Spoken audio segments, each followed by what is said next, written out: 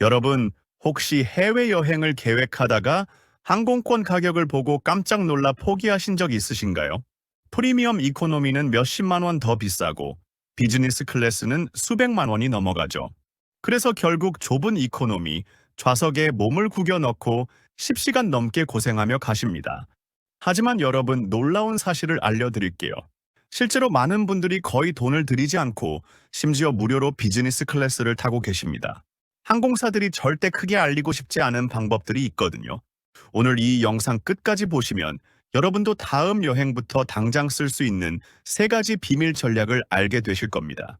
프리미엄 이코노미가 정말 돈값을 하는지, 비즈니스 클래스는 왜 그렇게 비싼지, 그리고 어떻게 하면 적은 돈으로 업그레이드 할 수 있는지 낱낱이 밝혀드리겠습니다.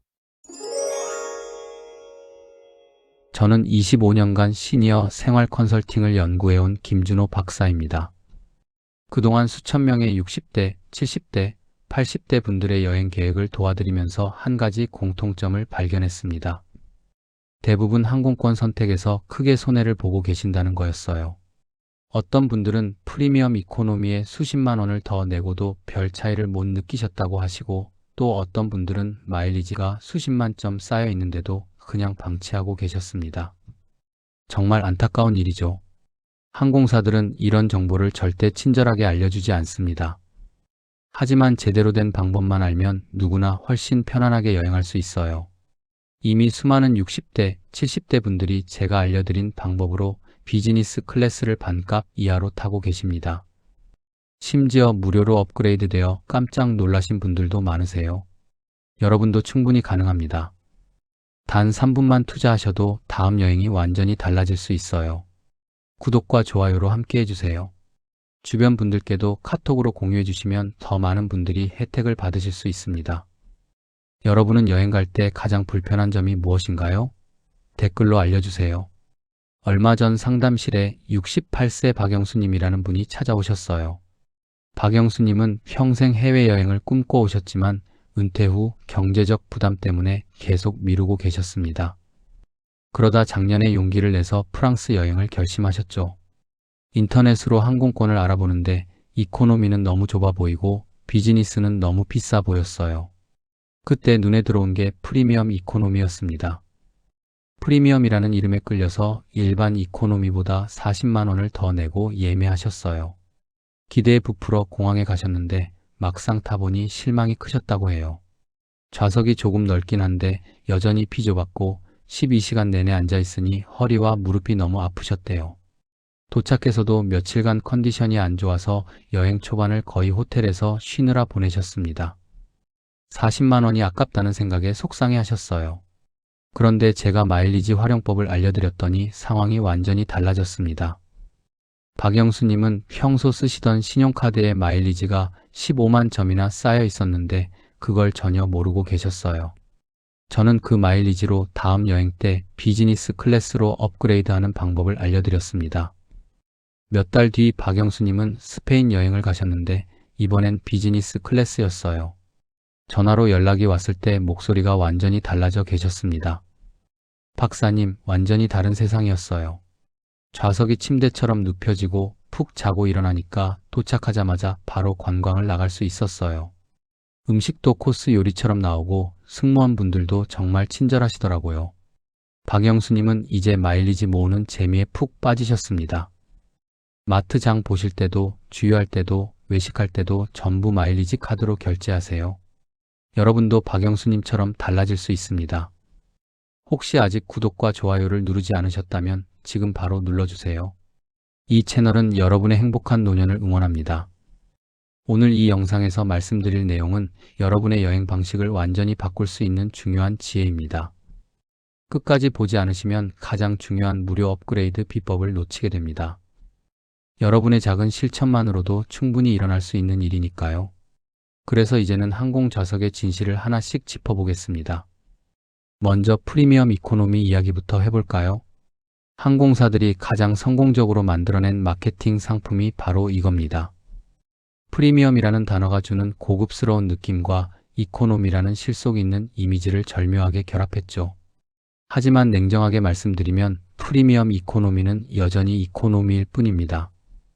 좌석 폭이 일반 이코노미보다 2cm에서 5cm 정도 넓어지고 앞뒤 공간도 78cm에서 96cm로 늘어납니다. 다리를 조금 더 뻗을 수는 있죠.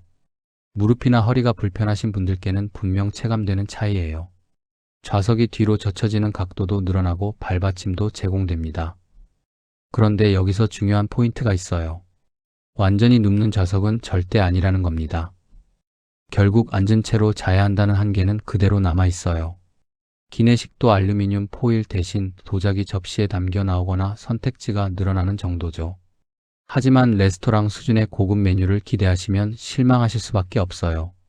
서울대학교 소비자행동연구소의 2023년 조사에 따르면 프리미엄 이코노미 승객 중 68%가 가격 대비 만족도가 낮다고 답했습니다. 작년에 70세 이순자님이라는 분을 상담한 적이 있습니다. 이순자님은 캐나다에 사시는 딸을 만나러 가시는데 프리미엄 이코노미를 선택하셨어요. 일반 이코노미보다 50만 원을 더 내셨는데 막상 타보니 기대했던 것만큼 편하지 않으셨대요. 10시간 넘게 비행하는 동안 여전히 허리가 아프고 다리가 저렸다고 하세요. 여러분, 프리미엄 이코노미는 분명 일반 이코노미보다는 낫습니다. 하지만 비즈니스 클래스처럼 여행의 질을 완전히 바꿔주지는 못합니다. 기대를 과하게 하시면 실망하실 수 있다는 점 꼭 기억하세요. 그렇다면 비즈니스 클래스는 뭐가 다를까요? 비즈니스 클래스는 프리미엄 이코노미에서 한 단계 올라선 정도가 아닙니다. 여행의 성격 자체를 바꾸는 경험이에요. 이코노미에서 프리미엄 이코노미로 갈 때는 점수가 50점에서 60점으로 오르는 느낌이라면 프리미엄 이코노미에서 비즈니스로 갈 때는 60점에서 95점으로 점프하는 체감입니다. 체크인부터 확연히 달라집니다.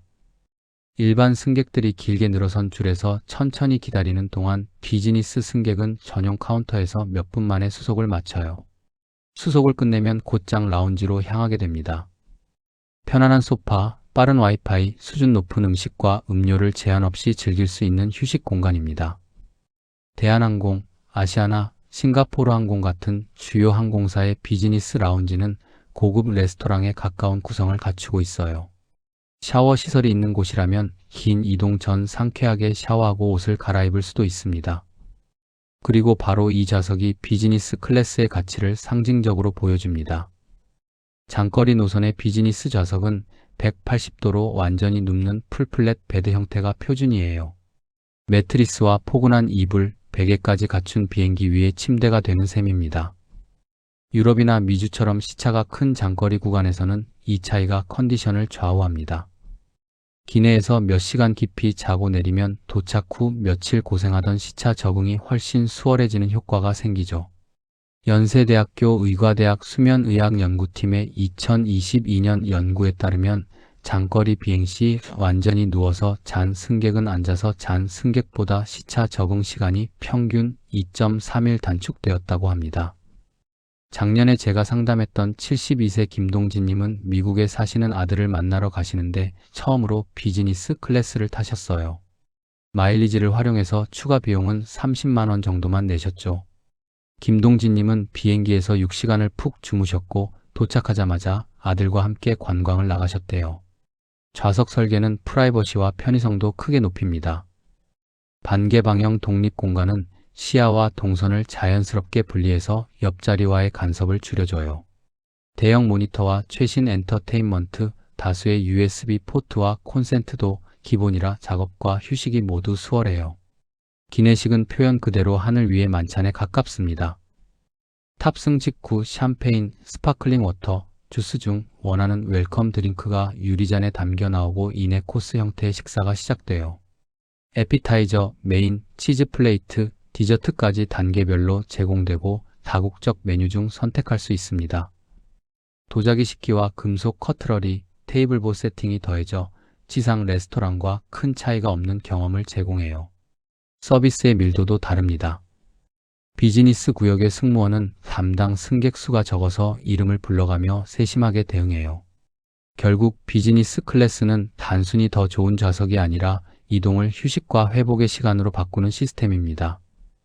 가격표만 보면 비싸 보이지만 실제로는 수면, 시간, 에너지, 여행의 첫인상까지 함께 구매하는 선택이라고 볼 수 있어요.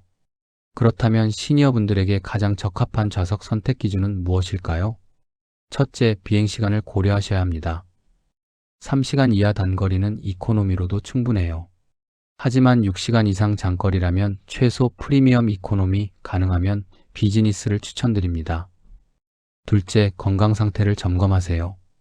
허리나 무릎에 지병이 있으시거나 혈액순환이 잘 안 되시는 분들은 반드시 넓은 좌석을 선택하셔야 해요. 이코노미 증후군이라 불리는 심부정맥혈전증은 60대 이상에서 발생률이 3배 높습니다. 셋째, 도착 후 일정을 고려하세요. 도착하자마자 중요한 일정이 있다면 비즈니스 클래스로 숙면을 취하고 가시는 게 현명한 선택이에요.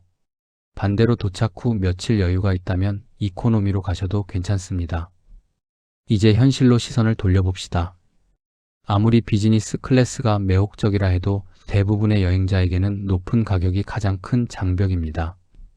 하지만 방법이 전혀 없는 것은 아니에요. 실제로 많은 분들이 소액의 비용 혹은 거의 무료로 상위 좌석을 경험하고 계십니다.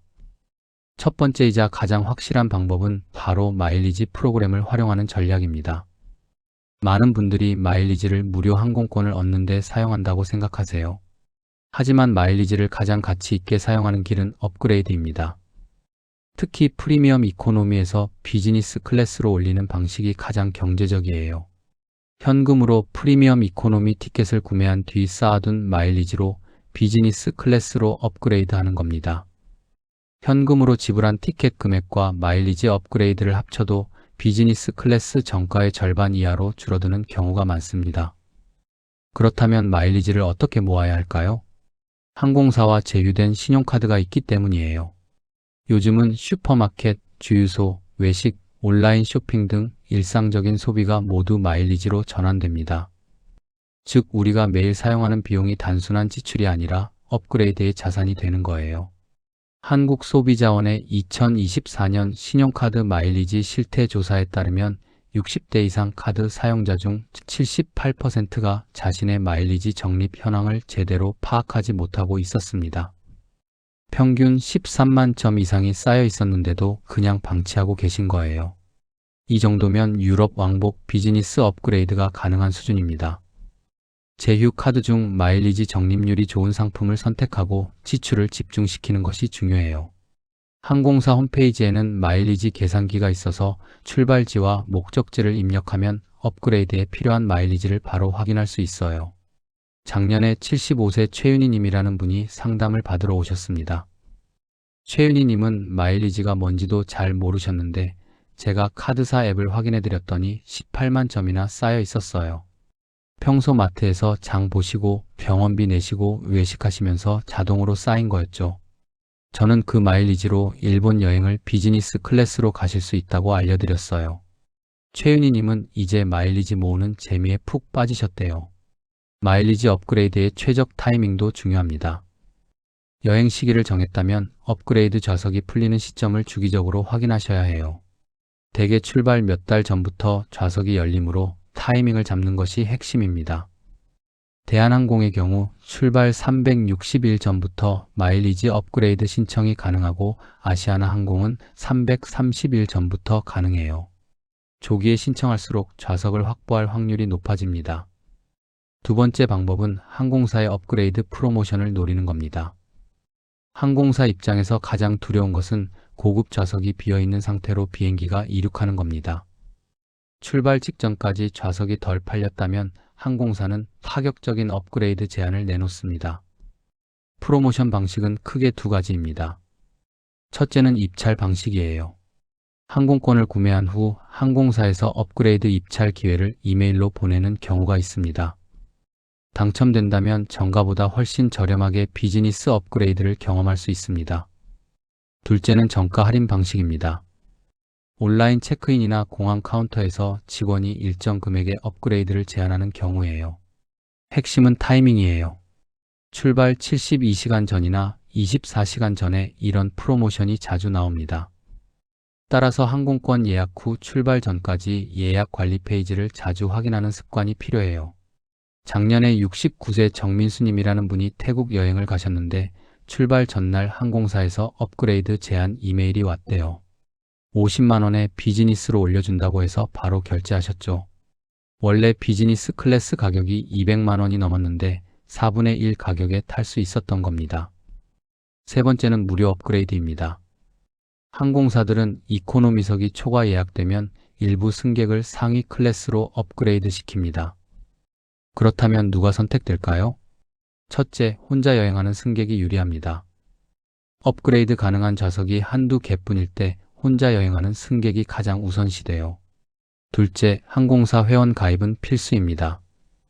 가장 낮은 등급의 멤버십이라도 비회원보다는 우선순위가 높습니다. 셋째, 단정한 복장을 유지하세요.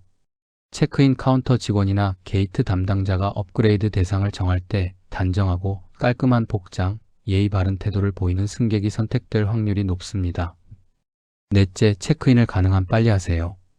일찍 체크인한 승객이 더 유리할 수 있습니다. 다섯째, 성수기를 피하세요. 화요일, 수요일 같은 평일 항공편이나 심야 비행은 비즈니스석에 빈자리가 남을 확률이 높기 때문에 기회를 잡을 가능성이 커져요. 한국관광공사의 2023년 항공 수요 분석 자료에 따르면 화요일과 수요일의 비즈니스 클래스 탑승률은 주말 대비 평균 23% 낮았습니다. 작년에 71세 한미숙님이라는 분이 캐나다로 가시는데 공항 게이트에서 직원이 부르더래요. 죄송하지만 이코노미석이 만석이라 비즈니스 클래스로 이동해 주실 수 있을까요? 한미숙님은 정말로 비즈니스 클래스 좌석으로 안내받으셨고 그날 비행은 평생 잊지 못할 경험이 되셨다고 해요. 오늘 말씀드린 내용을 정리해 볼까요? 프리미엄 이코노미는 조금 넓고 조금 편하지만 여전히 이코노미의 한계를 벗어나지 못합니다. 비즈니스 클래스는 완전히 눕는 침대, 고급 기내식, 라운지 이용, 우선 서비스로 여행의 질 자체를 바꿔줍니다. 하지만 이 모든 것을 정가로 이용할 필요는 없습니다.